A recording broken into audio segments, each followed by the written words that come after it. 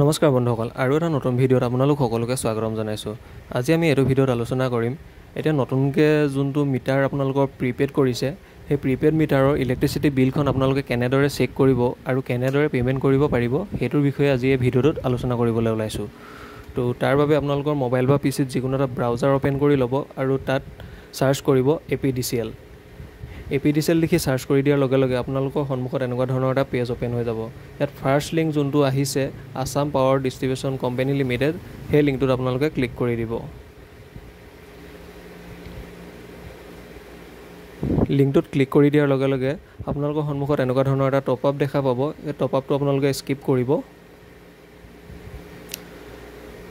Then আপোনালোকে right ছাইডত যোনটো দেখা পাইছে pay electricity bill, view electricity bill, recharge prepaid meter, smart prepaid balance, apply for new connection. So' view electricity বিলত আমি আগতে ক্লিক কৰোঁতে আমাৰ যোনটো পোষ্টপেইড মিটাৰ আছিল সেই পোষ্টপেইডৰ বিলখন আমি চেক কৰিব পাৰিছিলোঁ। ত' এতিয়া প্ৰিপেইড হোৱাৰ পৰা আমি কি কৰিব লাগিব, 4 নম্বৰত আপোনালোকে যোনটো অপশ্যন দেখা পাইছে স্মাৰ্ট প্ৰিপেইড বেলেঞ্চ, তাত আপোনালোকে ক্লিক কৰিব লাগিব। দেন ইয়াত এতিয়া আপোনালোকে ফাৰ্ষ্ট আপোনালোকৰ বিলৰ যোনটো কনজিউমাৰ নাম্বাৰ সেইটো ইয়াত এণ্টাৰ কৰিব লাগিব। ত' বিলৰ কনজিউমাৰ নাম্বাৰটো ইয়াত এণ্টাৰ কৰি ল'ব। কনজিউমাৰ নাম্বাৰটো এণ্টাৰ কৰি দিয়াৰ পাছত ছাইডত আপোনালোকে যোনটো মেথছৰ প্ৰব্লেম দেখা পাইছে সেই প্ৰব্লেমটো ছল্ভ কৰি ছাইডৰ যোনটো এনচাৰ বক্স দেখিছে তাত আপোনালোকে টাইপ কৰি দিব।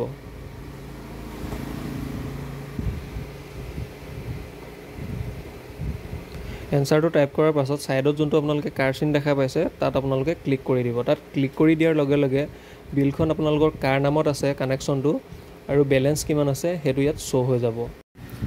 এজন কনজিউমাৰৰ 168.4 ৰুপিজ মাইনাছ লাগি আছে। চ' আমি এতিয়া এইটো ৰিচাৰ্জ এটা কৰিম।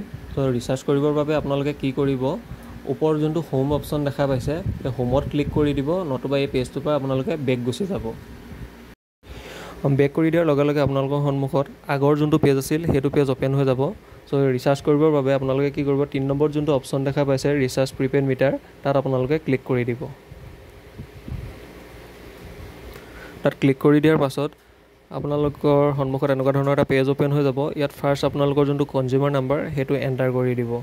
দেন আপোনালোকৰ যোনটো মেথছৰ প্ৰব্লেম দেখা পাইছে সেই প্ৰব্লেমটো ছল্ভ কৰি ছাইডৰ যোনটো এনচাৰ বক্স তাত আপোনালোকে টাইপ কৰি দিব আৰু কাৰ চিনটোত ক্লিক কৰি দিব।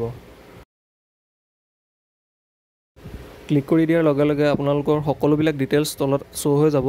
চ' আপোনালোকে এবাৰ কনফাৰ্ম হৈ ল'ব। আৰু এতিয়া ৰিচাৰ্জ কৰিবৰ বাবে আপোনালোকৰ যোনটো এমাউণ্ট দেখিছে, এমাউণ্ট লিখা আছে যোনটো, তাত আপোনালোকে যিমানটো ৰিচাৰ্জ কৰিব সেই এমাউণ্টটো ইয়াত এণ্টাৰ কৰি দিব।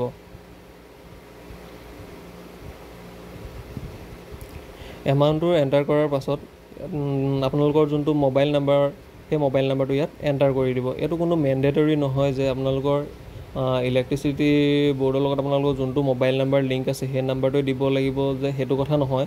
আপোনালোকে যোনটো মোবাইল নাম্বাৰত ই ৰিচিপ্টটো ল'ব বিচাৰিছে সেই মোবাইল নাম্বাৰটো ইয়াত এণ্টাৰ কৰি দিব।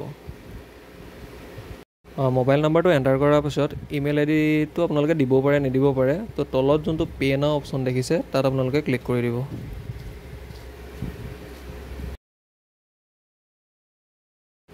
পে' নাওত ক্লিক কৰি দিয়াৰ লগে লগে আপোনালোকৰ সন্মুখত এনেকুৱা ধৰণৰ এটা পেজ অ'পেন হৈ যাব। ইয়াত আপোনালোকে বহুকেইটা অপশ্যনত পে'মেণ্ট কৰিব পাৰে। ফাৰ্ষ্ট হৈছে নেট বেংকিঙত আপোনালোকে পে'মেণ্ট কৰিব পাৰে। ছেকেণ্ড হৈছে ক্ৰেডিট কাৰ্ড বা ডেবিট কাৰ্ডৰ পৰা আপোনালোকে পে'মেণ্ট কৰিব পাৰে। 3 নম্বৰত আছে আপোনালোকৰ QR পে'মেণ্ট, 4 নম্বৰত ৱালেট, আৰু লাষ্টত একেবাৰে UPI। তো আপোনালোকৰ যোনটো সুবিধা হয় সেইটো মতে আপোনালোকে পে'মেণ্টটো কৰি ল'ব। তো মই ইয়াত QR-ত পে'মেণ্টটো কৰিম। চ' মই QR-টো ছিলেক্ট কৰি লৈছোঁ। QR-ত ক্লিক কৰি দিয়াৰ পাছত তলত যোনটো ছিলেক্ট ইউৰ QR দেখিছে তাত আপোনালোকে ভীম UPI ছিলেক্ট কৰিব আৰু তলত যোনটো মেক পে'মেণ্ট অপশ্যন আছে তাত আপোনালোকে ক্লিক কৰি দিব।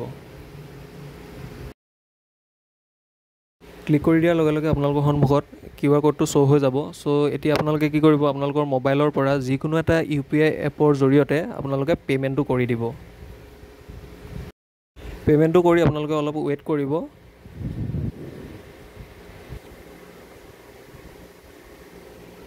এয়া দেখিবলৈ পাইছে যে আমাৰ পে'মেণ্টটো ছাকচেছ হৈ গৈছে। যোনটো আমি 500 টকা ইলেক্ট্ৰিচিটি বিল পে' কৰিছিলোঁ সেইটো ইয়াত ছাকচেছ দেখাইছে। আৰু তলত আপোনালোকে যোনটো প্ৰিণ্ট অপশ্যন দেখিছে তাত ক্লিক কৰি আপুনি এইটো প্ৰিণ্ট আউটো কৰি ল'ব পাৰে, নতুবা PDF হিচাপে আপোনালোকে ছেভো কৰি ল'ব পাৰে। তো ভিডিঅ'টো যদি ভাল লাগিলে তেন্তে লাইক কৰিব, শ্বেয়াৰ কৰিব আৰু চেনেলটো ছাবস্ক্ৰাইব কৰিবলৈ নাপাহৰিব।